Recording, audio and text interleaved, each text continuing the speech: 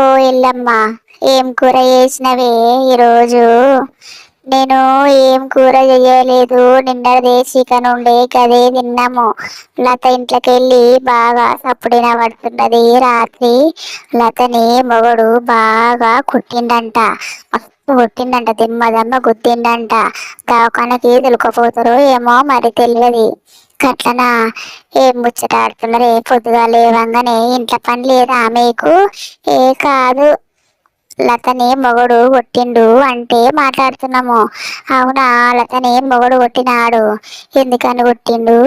ఏమో ఎందుకు కొట్టిండు. దీనికి నోరు బాగా తీట. నోరు చిన్న కావడం లేదు, పెద్ద చిన్న చూడదు, ఎక్కడ దొరుకుతా అక్కడ తిడుతుంది. ఎవరు సూటిపోటి మాటలు అంటది. ఊక పొడిచినట్టు అంటూనే ఉంటది మాటలు ఎవరినైనా. ఇక మొగడిని ఏమన్నదో, వాళ్ళ అమ్మని ఏమన్నదో, అందుకే వాడు కొట్టినట్టున్నాడు.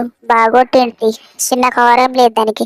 మంచి పని చేసిండు వాడు. ఇంకా లేవకుండా దాన్ని ఉండే మస్తు కొట్టేది ఉండే ఇంకా దాన్ని.